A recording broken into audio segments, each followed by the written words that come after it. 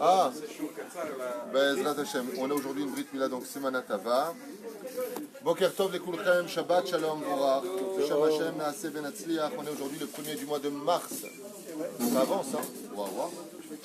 Baruch Baruch Shemo et le Kaf d'Alef, vendredi 24 du mois de Hadar. Voilà, donc prenez place. On a un shiur pas trop long aujourd'hui, mais de qualité avec l'aide d'Hachem. Parce que nous avons la Brit Mila du fils du Rav Moël. Amen. Alors aujourd'hui le shiur sera pour dédier les manifestations dans la cuisine avec les verres. C'est pas leur problème. La dédicace pour Rachel, Bukat, une grande réussite matérielle, spirituelle, Bezrat Hashem, aussi pour Aaron Israël, Ben Zahava, et toute votre famille. Puisque Mezot Masim Tovim, ce shiur vous sera particulièrement dédicacé. J'en profiterai en même temps pour remercier, avec l'aide d'Hachem, Sarah Wakni, David Kolia, qui a acheté aussi un shiur, et Mechila Mikvotrem, Jonathan Bar, on ne peut pas donner la suite, je ne veux pas qu'on donne ton nom, mais vraiment Toda Rabba pour tout ce que tu fais, vraiment. Chantal Zouari, aussi un shiur qu'on verra la semaine prochaine, si Dieu veut. Et Gamliel Maman, pareil. Et Gabriel Arbiv, pareil. Ça, ce sont des shiurs qui ont été dédiés. Pour tous les malades d'Israël, Chaim Tovim ou Shalom. Et on n'oubliera pas les Ilun Nishmat aujourd'hui, puisque nous sommes dans, pas le 7e jour, mais tout comme.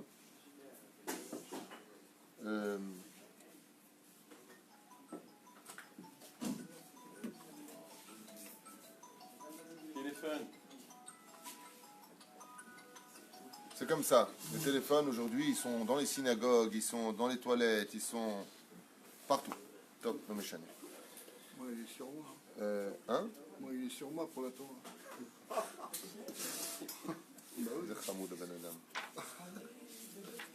Je voudrais revenir sur ce qui a été dit hier soir à propos de ce qu'avait rapporté le Rav Amar de Tetvav. Rav Yaakov Amar, il s'appelle? Menachem Amar. Menachem Amar. C'est vrai, je n'ai pas fait de faute.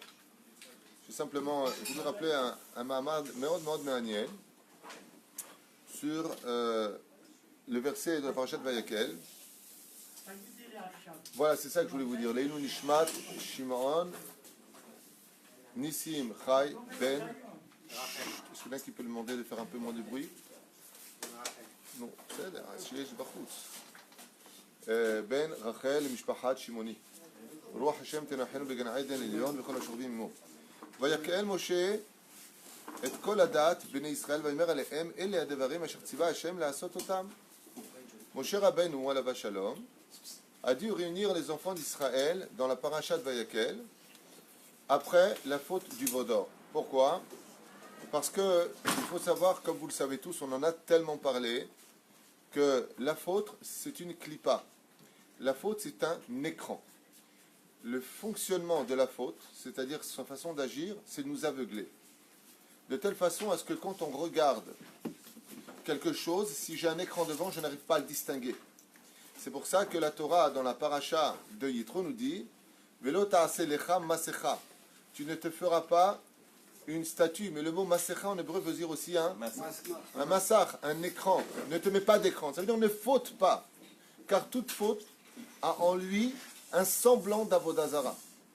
À partir du moment où je travaille pour quelque chose d'étranger à la volonté divine, c'est qu'automatiquement, je suis quelqu'un qui suis un petit peu en marge.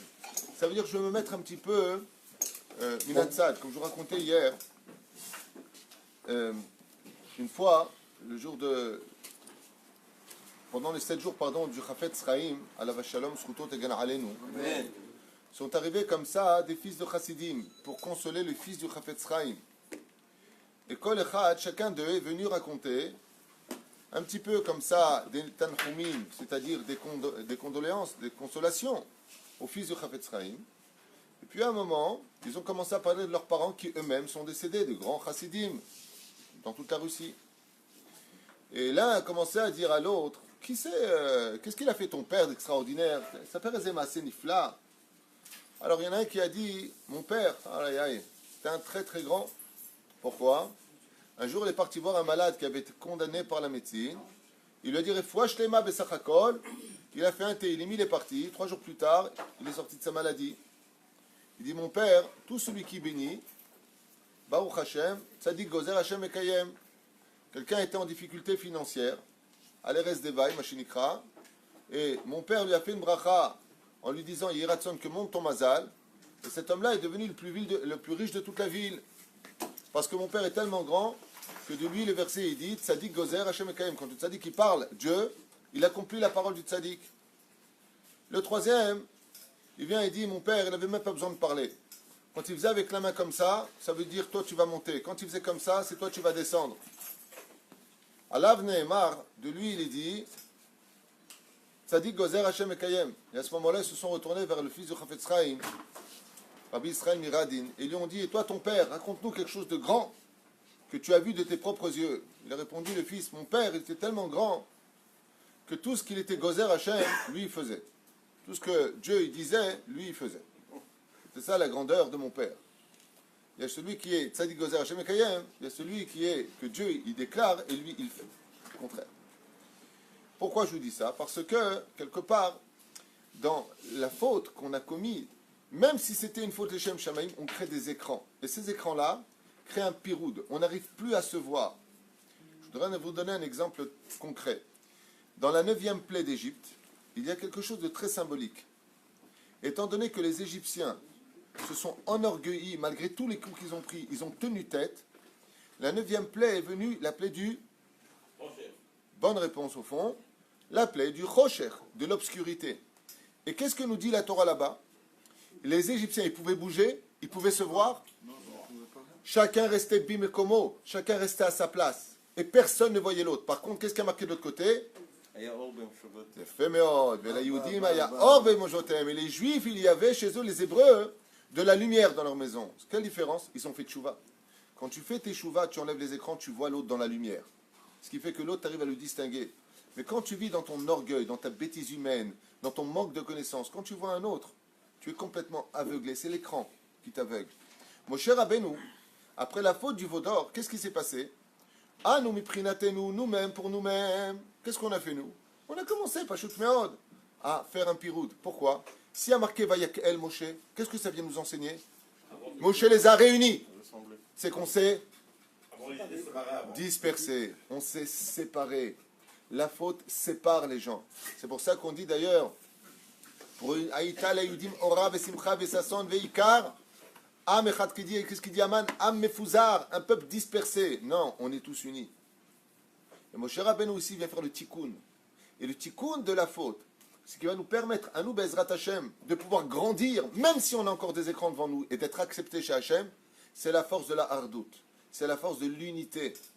À un tel point que si maintenant un rachat, un homme, qui est mécréant dans sa façon d'être, dans sa façon d'exister, je ne sais pas si ça existe chez les Juifs, mais bon, Omar Sheken, ok? Et qui vient prier dans la synagogue avec le tzibour, avec tout le monde. Est-ce que sa prière, elle monte devant Dieu? Oui. Mais va die. Pourquoi? Parce que la force du tzibour, la force de la hardout,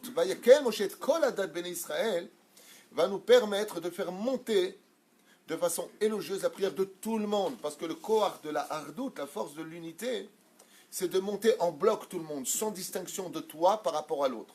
Et cette force-là, Moshe nous l'apprend dans cette paracha. Quand il y a quelque chose qui ne va pas dans le peuple, alors dès qu'on se réunit, la force de la réunion, c'est de retirer les écrans de nos yeux et de commencer à nous voir. C'est pour cela que tu t'aimes ou que tu t'aimes pas, que tu le vois ou que tu ne le vois pas. Il y a un jour qui est spécifiquement créé par Dieu pour cela. Je vous le lis, c'est la suite. Sheshet yamim te'aseh melacha. 6 jours, tu es obligé d'être un peu séparé. Pourquoi? Chacun son boulot. Métro au boulot, dodo, on est occupé. Aval, bayom hashivei yelachem. Ce jour-là, le jour du Shabbat, yelachem. Vous aurez pour vous quoi? Kodesh Shabbat, Shabbaton Lachem. Quand est-ce que vous allez pouvoir vous réunir? Le jour du Shabbat. C'est vrai que le Shabbat, quand on n'était pas religieux en France, c'est incroyable. Parce que tous les Shabbats Kodesh, bien, nous sommes une famille nombreuse. 9 frères et sœurs. Baruch Hashem. 9 frères et sœurs. Et chacun, il y en a un qui vivait dans le 19e, dans le 3e arrondissement, l'autre dans le 11e arrondissement. On n'a pas le temps de se voir, chacun ses boutiques, on a nos enfants, on a nos vies. Avant le Shabbat Kodesh, on était tous ensemble. Shabbat, Shabbaton. Yom Tov, Pesach, on est ensemble. Inematov Umanaim, Shevet Achim Gam Yachad. On est ensemble. Il y a quel Moshe, et d'un coup on nous parle de Shabbat. Quel rapport? Ça vient t'enseigner une chose. Quand le Shabbat Kodesh, on se réunit, qu'on s'aime ou qu'on s'aime pas, il y a un mot extraordinaire qu'on dira tous le Shabbat. C'est quoi? Deux mots qu'on dit. Shabbat Shalom. Shabbat Shalom. Maintenant qu'on est unis, Chaval, Shabbat Shalom. Il y a quel Moshe nous enseigne la Torah Gdosha. Quand il y a la faute du Vaudor, la faute du Vaudor, c'est un symbole. On ne parle pas que de la faute du Vaudor. Tout ce qui touche à un travail étranger à Dieu, c'est un semblant de la faute du Vaudor. La preuve en est, le Vaudor a été effacé.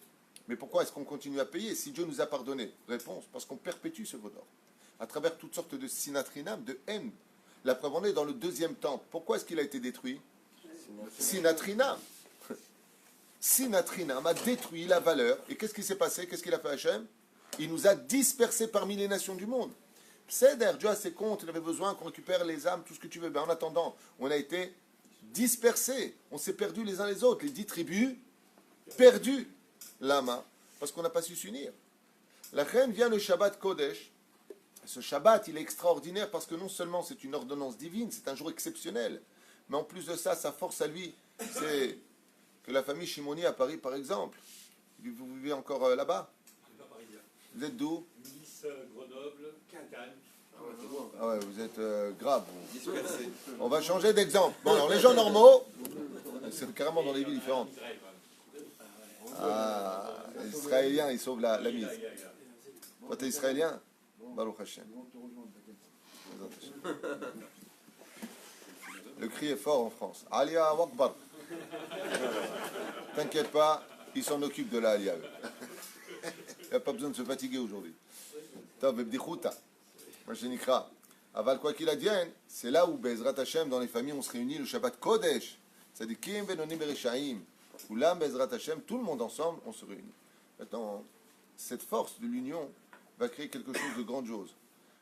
La Gemara nous dit que celui qui est Shomer Shabbat, qui est Chata, ouais, même s'il a fait la Vodazara, vous savez tous que le Shabbat est capable d'effacer les fautes de la semaine. Aval, la question qu'on pose, c'est Bémet Mahi Shabbat. Dans le pshat des choses, quand on dit Shabbat, Shabbaton, comme je vous l'ai expliqué hier soir, Shabbat c'est Shabbat, Shabbaton c'est le petit Shabbat. Moi c'est petit Shabbat, Perouch Hadavar, qu'on parle de Yom Tov. Yom Tov c'est le petit Shabbat. Même s'il y a des lois qui sont plus dures que Shabbat, le Yom Tov, comme par exemple Mouktsé, tout ce qui est Mouktsé interdit de déplacer, les lois de Yom Tov sont plus dures, plus strictes, merci pour le mot, plus strictes que les lois de Shabbat.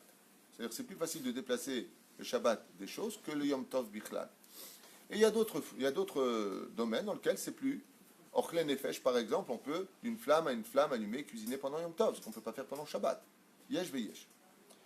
Alken, il va falloir comprendre que dans cette parasha de Vayakel, c'est bien, vous avez Arba Esre Pe'amim, un mot. C'est la paracha où ce mot reviendra le plus dans l'histoire. C'est le mot cœur. Vous savez que cette paracha est extraordinaire pour les femmes qui ne le savent pas. C'est la paracha des femmes ici. On a rarement vu une paracha qui vient autant parler de l'honneur des femmes que la paracha de Vayakel. Vous lisez là en français, vous allez voir combien Akadoujou parle des femmes, vante les femmes, relève les femmes. C'est extraordinaire. Et pourquoi? Et pourquoi? Eh bien tout simplement parce que les femmes n'ont pas participé à la faute du Vaudor.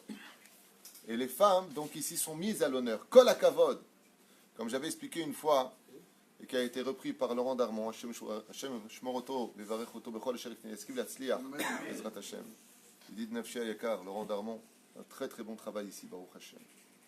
Eh bien, on avait expliqué une fois que les Hagilim, pourquoi est-ce que la femme met des Hagilim?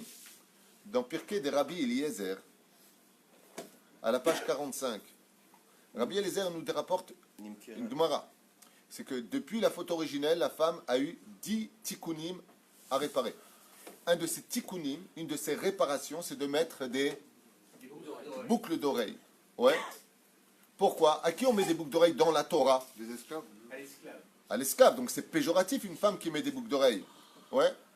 C'est pas joli. Et pourtant, une femme sans boucle d'oreille, c'est pas. Je sais pas, t'offres une paire de boucles d'oreilles à ta femme. Elle te dit, mais attends, tu m'as pris pour ta servante ou oh, elles sont magnifiques, j'adore. Qu'est-ce qu'elle est contente ou elle n'est pas contente? Elle est contente. Elle est contente. Dans le judaïsme, il y a un côté péjoratif et un côté très positif dans les boucles d'oreilles.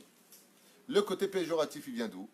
Il vient du fait que la femme, celle qui fait à manger pour son mari, celle qui s'occupe de la maison, celle qui repasse, celle qui fait, elle a un digne un peu, malheureusement, comme elle dit, je suis pas ta bonne. Elle a un digne de servante, elle doit servir son mari, d'accord? Parce que, Baruch Hashem, dans le judaïsme, c'est moitié-moitié. Tu cuisines, je mange. Je vais me faire déchirer. Tu mets des habits, tu repasses. C'est moitié-moitié. Non.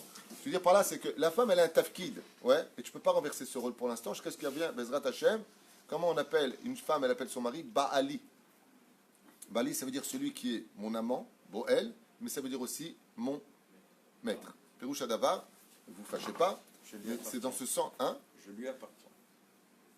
Non. Baal Abayit Mazé Omer Baal Abayit. Le patron. Ou Baal Abayit, ou Zabayit Shelo. Ça Tiens, m'appartient. dans ce sens, je n'avais pas compris. C'est ça que ça veut dire. Quand elle met des agilim, ça signifie quoi?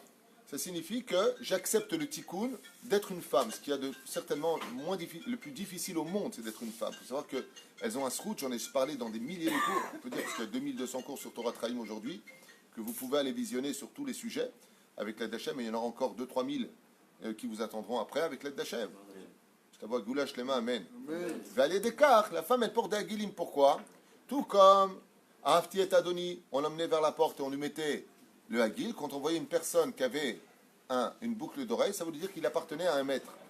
La femme, quand elle porte les boucles d'oreille, ça veut dire qu'elle accepte le tikkun d'écouter son mari, de servir son mari, de donner à son mari.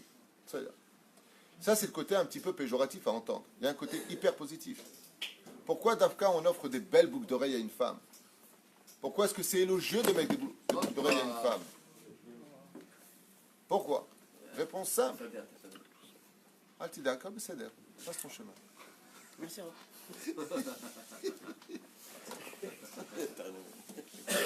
Il y a des gens qui demandent à Paris si vraiment vous venez. Je dis oui, je sais. Je viendrai à Paris, Bezrat Hashem, à partir de mercredi. Je serai au Yarid dimanche, pour ceux qui veulent venir me voir, avec le maire et avec toute une équipe, pour pouvoir vous donner tous les renseignements nécessaires à Paris. Il y aura cours aussi jeudi soir à Murger et un cours samedi soir à Créteil avec l'aide d'Hachem. L'Agdil Torah la dira Bessachakol pour ceux qui veulent venir. Pourquoi la femme, on lui dort des Agilim? Parce que les Agilim, quand il y a eu la faute du veau d'or, ouais, qu'est-ce qu'il a demandé à Aaron? Chercher les. Chercher les Nézamim. Chercher, en d'autres termes, les boucles d'oreilles. Pourquoi? Parce que elles étaient importantes là-bas. Les femmes les ont empêchées de les prendre. Qu'est-ce qu'ils ont fait? Ils leur ont arraché les boucles d'oreilles. C'est-à-dire, ils leur ont fait extrêmement mal. Les hommes sont partis arracher les boucles d'oreilles des femmes pour faire le veau d'or. Et tu sais qu'aujourd'hui, Mais comment on peut faire Baruch Hashem, comment est-ce qu'on récompense une femme? Quel est Dafka le cadeau le plus important qu'on puisse offrir à la veille des 3 fêtes, Pessah, Shavuot et Sukkot? Quel est le symbole le plus grand? Zecher Yitziat Mitzrayim. En souvenir de la sortie d'Égypte, c'est d'offrir des boucles d'oreilles. Comment on dit des boucles d'oreilles en hébreu? Agilim, Et une boucle d'oreille? Hegel. Egel. Agil. Le mot Agilim, le mot boucle d'oreille, vient du mot Egel. Mazomer Egel. Roucha d'Avar, qu'en contrepartie du salaire de ne pas avoir participé à la faute du veau d'or, les femmes ont pris des boucles d'oreilles. C'est pour ça que c'est le côté très positif. Quand tu offres une boucle d'oreille à quelqu'un, tu es charcor, toi, la femme, tu es bina, tu as la tête sur les épaules. Bezrat Hashem, ça c'est le côté positif. Alors, on était à Shabbat, Shabbaton. On revient un petit peu en arrière. Qu'est-ce que ça veut dire exactement quand on dit Shabbat, Shabbaton? Au niveau du Pshat, Shabbat c'est Shabbat, Shabbaton c'est Yom Tov. Aval, comme l'a dit Rabbi Yehuda Tzadka dans son livre Kol Yehuda, à partir de quand on se prépare pour Elul? Rosh Chodesh, jusqu'à. Alors ça, c'est ce qu'on pense. Quand tu veux te préparer à un événement, n'attends jamais la veille pour te préparer si tu veux réussir cet événement. Bien sûr. Ah, je voudrais juste finir ma phrase, comme ça on va gagner du temps. Omer Rabbi Yehuda Tzadka Rosh Yeshivat Porat Yosef. À partir de quand je vais me préparer aux slichot? À partir du mois de Tishré. Mais elles sont finies les slichot. après les fêtes, j'ai fini les slichot. Je vais me préparer au mois de Elul, dès que j'ai fini les fêtes. J'arrive au mois de Maheshvan. Ouais, Maheshvan. Cheshvan, c'est après les fêtes de Tishrei. À partir de maintenant, tu prépares comment tu vas arriver au slichot. Parce que si tu attends la veille pour dire les slichot, tu vas dire les slichot comme tu vas dire un poème. Mais si tu te prépares un nafshit en disant attention, faute pas aujourd'hui, pourquoi? C'est bientôt les slichot. Regardez comment le temps passe vite. Vous vous rappelez de Pessah? Vous vous rappelez de Purim l'an dernier? C'est déjà maintenant Purim, ça arrive. Ça va très vite. De la même façon, si j'attends l'entrée de Shabbat pour me préparer à Shabbat, à quoi va ressembler mon Shabbat? À ce qu'a dit Rabbi dans la Gemara. Je voudrais vous expliquer, vous allez comprendre, c'est magnifique. Il y a eu 2 cas ou 3 cas dans la Gemara où des gens ont acheté en 1 heure le travail d'une vie d'aller au Olam Haba. Par exemple, quand Rabbi Hanina ben Teradion, dans les 10 martyrs, ils l'ont entouré du Sefer Torah et ils l'ont brûlé. Celui qui a mis le feu à son Sefer Torah, c'était un goy, c'est pas un juif, un non-juif. Il lui a dit, dis-moi Rabbi, qu'est-ce que je peux faire moi pour partir avec toi et que tu me fais rentrer dans le monde d'en haut?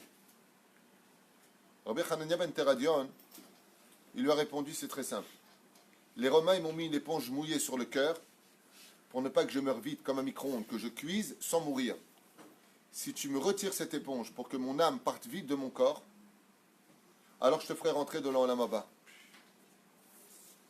Il lui a dit, si c'est ça l'histoire, il lui a mis le feu, il s'est collé à lui, il lui a retiré l'éponge et il est mort brûlé vif avec lui. Les lettres de la Torah sont parties aux yeux de tous. Quand on a rapporté ça à Rabbi Yehuda Hanassi, il s'est mis à pleurer.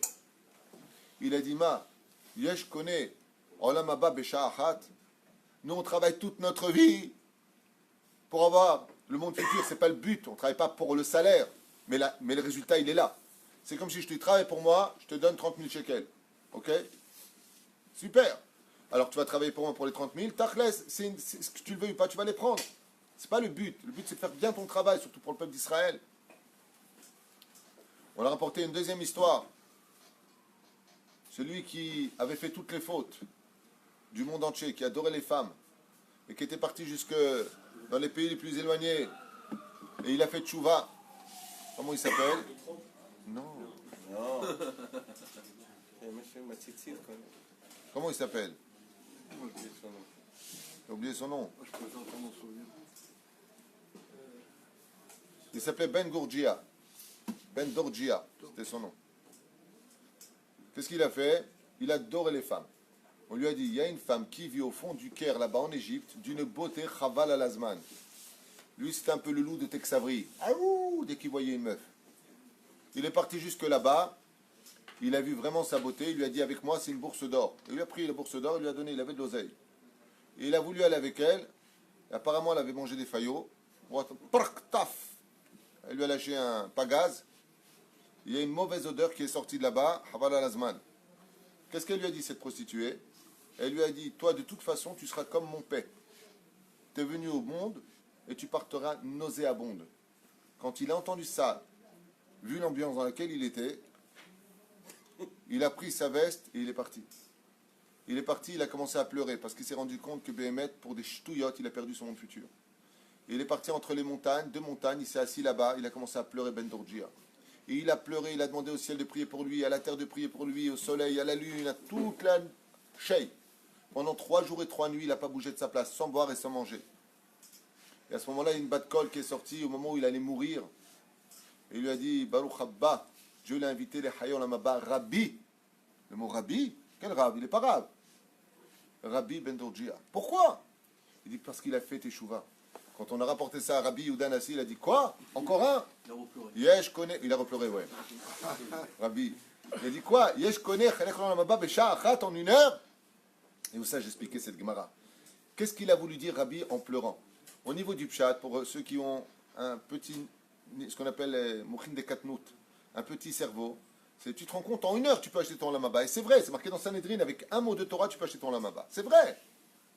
Mais si tu veux, Gadlout, Machin Khamkhoun dit Gadlout, augmenter le niveau de l'étude. Quand il a pleuré, Rabbi, il a dit c'est pas dommage cela. Ils ont acheté un Olam Haba en 1 heure. Non, ne lis pas. Ils ont acheté un Olam Haba en 1 heure de travail. Mais ils ont acheté un Olam Haba qui vaut 1 heure de travail. Donc si tu travailles 12 heures, tu as un Olam Haba qui est plus grand. Si tu travailles toute une vie, ton Olam Haba il est encore beaucoup plus grand. Kana, Besha Achat. En 1 heure de travail, tu as un Olam Haba. C'est pour ça que quand une personne meurt, on dit Alach Lebet Olamo. Il est parti dans son monde, celui que tu as fabriqué. Celui qui prépare avant l'entrée de Shabbat. Le poisson hlémi, comme on a dit hier. Couscous boulette. Là, ça manque. Le vrai, le tunisien. Bon, l'Algérien, le marocain aussi, il est bien, ça va. Il passe. L'Algérien, les boulettes sont trop petites. Je m'excuse pour au niveau de ma femme est algérienne, c'est un peu trop petit, Valérie, c'est un peu plus gros. Et les boulettes Comme ashkénazes. les gens les froliques. Hein? Les boulettes Elle est en direct, elle va changer la serrure, là, ça veut dire. Mais la reine, non, c'est très bon la vérité. Oh, Hachem.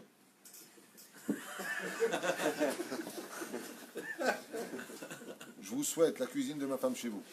Elle fait des omelettes, ma femme, Havala Lazman. Il a demandé les boulettes ashkénazes. Les boulettes ashkénazes. Les boulettes ashkénazes. Bezrat Hashem. On ne mange pas les froliques. Alors, Mashioté misé, c'est que quand tu prépares ton Shabbat, quand est-ce que tu fais les courses? Quand est-ce que tu le prépares? Avant l'entrée de Shabbat? Non. Quand est-ce que tu prépares Pessah pour être certain d'avoir un beau Pessah? À l'avance, déjà 30 jours à l'avance, on prépare les halachot. Pas le ménage de Pessah Rasra, on ne peut pas rentrer à la maison 3 semaines avant Pessah. Non. Aval Perouche Adava, que quand tu veux quelque chose, il faut le préparer. Et là, le Rav Amar, Menachem Amar de Tedvav, a sorti un très beau chidouche au nom du Rabbi de Lubavitch. Srutot Agelanu Be'ezrat Hashem. Ce soit lui le Mashiach ou pas, Rabotai, ce qui compte, c'est qu'il vienne vite. On ne se fâchera pas si c'est pas lui, et on ne se fâchera pas si c'est lui. Akshinske Kulan ou les Géoula Shlema. Il a sorti quelque chose de très beau que j'ai beaucoup aimé, que j'aimerais rapporter en son nom. Rav Menachem Amar rapportait un Mahamar sur la Hasidim du Rabbi Lubavitch qui disait Mazé Shabbat Shabbaton. Il disait les jours de la semaine, c'est eux qu'on appelle le Shabbat. Comme je vous ai posé la question hier, comment on dit dimanche, lundi, mardi en hébreu? Vous m'avez tous dit Yom Echad, Yom Sheni, Yom Shlishi, Yom Rishon. Zelo Nachon. Les jours de la semaine en hébreu ne s'appellent pas Yom Rishon ou Yom Sheni. On dit Ayom, Yom Sheni, Be Shabbat Kodesh. Ayom, Yom Shlishi, Be Shabbat Kodesh. Chaque jour de la semaine est appelé au nom du Shabbat. C'est pas lundi, c'est tout. C'est lundi du Shabbat. Ce qui fait que Shabbat, Shabbaton. Shabbat on en hébreu, tu l'utiliseras que pour rapetisser les choses. Comme tu dis, le grand soleil, soleil normal, Shemesh. Petit soleil, Shimshon. J'ai rajouté on. Shabbat, Shabbaton. Quand je dis Shabbaton, ça veut dire petit Shabbat. Qu'est-ce qu'il peut y avoir comme petit Shabbat? Les jours de la semaine. Les jours de la semaine sont des petits Shabbats. Mais comment ils peuvent être des petits Shabbats? C'est pas Shabbat, là, dit Ben Kodesh Lechol. Qu'est-ce que tu racontes? Réponse très simple. Si dans la semaine, tu te prépares à préparer qu'est-ce que tu vas dire pendant Shabbat Kodesh, tu te prépares dans ta hardout, tu préviens à l'avance tes frères, on fait Shabbat ensemble. Bezrat Hashem. Pendant la semaine, tu as préparé ton Shabbat. Alors tu auras le Shabbat qui est préparé de 6 jours au préalable. Sheshet Yamim Te'aseh Melacha. Uvayom Hashivi, Shabbat Shabbaton Hashem Elokechem. Ce sera le Shabbat que tu feras. Si tu veux préparer quelque chose de grandiose, il faut le préparer bien à l'avance. Et c'est ce que nous demande ici la Torah. Quand tu veux, Bezrat Hashem, préparer la Géoula, n'attends pas que la Géoula elle vienne subitement. Prépare-la, cette Géoula. Commence à enlever les écrans qui sont devant toi. Commence à voir le bien en Eretz Israël. Commence à voir le bien en chaque juif. Commence à juger les caves-sroutes un petit peu. Enlève ton orgueil. Arrête de voir constamment la faute du vaudor chez l'autre alors qu'elle est encore chez toi. Arrête d'être tout le temps négatif, tout le temps critique, tout le temps en train de dire que toi, tu es au-dessus des autres. Tu n'as pas besoin de ça. Retire ça de toi. Shabbat Shalom. Zak Dusha Shelanu. Zemashekatu. Sheshet Yamim Te'aseh. Omrim Chazal. Celui qui est Shomer Shabbat et qui étudie la Torah. Ça, c'est les Maharim qui l'a dit. Quand est-ce que moi, je peux faire de mon jour de Chol un Shabbat? Omer Azor Kadosh. Le Zohar nous dit, c'est pas lui qui l'a dit, c'est moi qui le rajoute. Omer Azor Kadosh, comment on appelle un Talmid Chacham Shabbat? Pourquoi? Parce que comme Shabbat et Yom Tov n'ont été donnés que pour étudier la Torah, étant donné que ceux qui sont assis toute la semaine ici et qui étudient la Torah, ils font ce qu'on fait le Shabbat, mashma qu'on les appelle Shabbat. Donc on apprend que le Shabbat, c'est pas qu'un jour rendez-vous avec le samedi.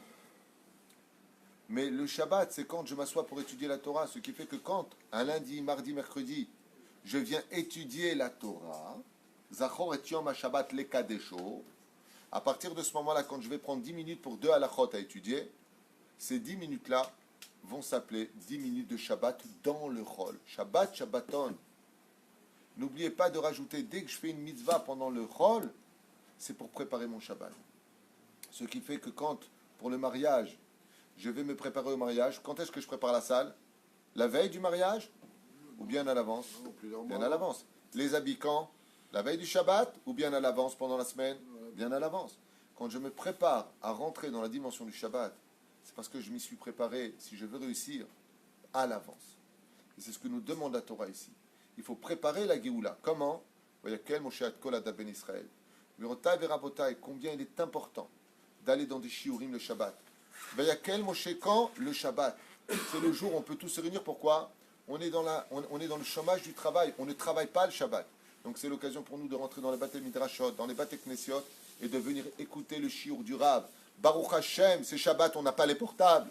Les pires ennemis de notre étude aujourd'hui, ce sont devenus nos portables. Je parle pour ceux qui étudient dans un shiur ou qui vont étudier une Gemara avec quelqu'un. Tout le temps, le téléphone la semaine à côté. Attends 2 secondes, je réponds. Attends, je réponds. Zekch, avant on a vécu pendant toute notre vie, sans téléphone. Toute notre vie. Et c'était magnifique parce que celui qui était attaché à un fil, c'était le téléphone. Et nous, on était libres. Depuis qu'il est libre, le téléphone, il est sans fil. C'est nous qui sommes attachés. C'est vrai. Hein.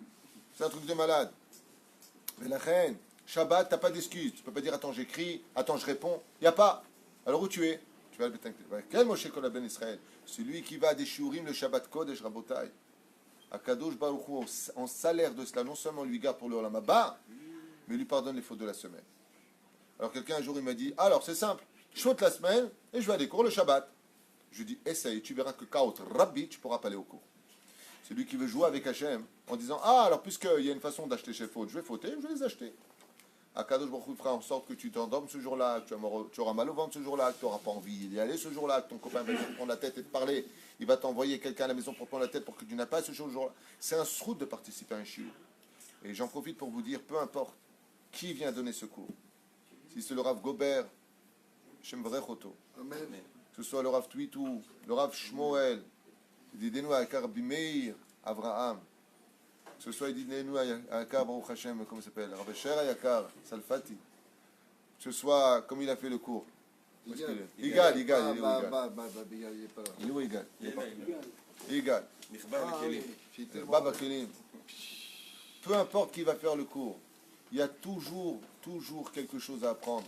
Comme l'enseigne la Chassidut au Bezan et Misaim, parce qu'on a Brit Mila, il faut y aller maintenant, le temps d'arriver c'est 9h30 maximum. Je finirai juste avec ça, Rabotai. Un jour, il y a 2 Hasidim qui étaient en train de parler de travail, de choses et d'autres. Et il y a 2 clochards qui sont arrivés près d'eux, avec des bouteilles de vin. Et l'un, il a dit à l'autre, qu'est-ce qu'on perd comme temps quand même? Quand ils ont entendu ça, les 2 Hasidim, ils ont dit au revoir l'un à l'autre, ils sont partis étudier la Torah. Le lendemain, ils se sont vus, il lui a dit, dis-moi, pourquoi on a arrêté la discussion hier? Il lui a dit, parce que tu as entendu le message que Dieu nous a envoyé. La Gdusha d'un homme, c'est de savoir que tout ce qu'il va entendre, tout ce qu'il va voir, s'il l'a vu, s'il l'a entendu, c'est qu'il est concerné par quelque chose. Il faut prendre les messages. Alors des fois, tu vas dans les cours de Torah, et celui qui va enseigner la Torah, hein, il va dire des choses que tu sais peut-être déjà. Aval zelonachon. Il y aura toujours quelque chose à prendre. Parce que si tu n'es pas capable de prendre quelque chose d'une chose que tu savais, si tu n'as pas été capable de retirer quelque chose de nouveau, c'est qu'apparemment toi, tu as beaucoup de clipotes. Les tzadikim, ils le disent. J'ai plus appris de mes élèves que de mes maîtres. Et la reine Bezrat Hashem, je vous invite tous, Bezrat Hashem, de vivre la parashat Vayekel, pas de l'étudier. Tu vas me dire, ouais, mais attends, je connais déjà ce cours. De quoi parle la parashat Vayekel? De tout ce qui a été dit juste avant la faute du Vaudor. Tout ce qui a été dit est redit ici. Pour t'enseigner que si tu vas à un shiur, et que ce que tu vas entendre, c'est du Kita pour toi, et que c'est bon, c'est bien, voilà, je suis venu au shiur, et te dit, ton salaire sera le même, comme si tu es reparti avec beaucoup de chidushim. Rien que de venir à un shiur, de s'asseoir pendant Shabbat Kodesh, d'étudier avec le Rav, de venir au shiurim, d'envoyer vos enfants, Demandez aux rabbinim, que ce soit en Israël ou en Galoute. Rab, on veut des shurim pour nos enfants. L'avenir d'Israël, ce sont les enfants. On enseigne tellement de catastrophes dans les écoles laïques. On apprend l'histoire comme si on parlait d'Obélix. Shem Yerachem. Envoyez vos enfants étudier la Torah. Pourquoi? Parce que celui qui prépare ses enfants à étudier la Torah, quand papa il partira de ce monde, les enfants ils sauront dire le Kaddish à la synagogue. Ils sauront respecter les lois de deuil. Quand toi tu auras besoin là-haut, si tu as préparé ton terrain avec tes enfants, alors tu peux partir tranquille parce que tu n'auras pas besoin de dire « Ali, mes enfants, est-ce qu'ils vont penser à moi? Est-ce qu'ils vont élever mon âme ?» Pourquoi? Parce que celui qui a peiné à éduquer ses enfants sur le chemin de la Torah aura les résultats le jour où lui partira. Shabbat Shalom.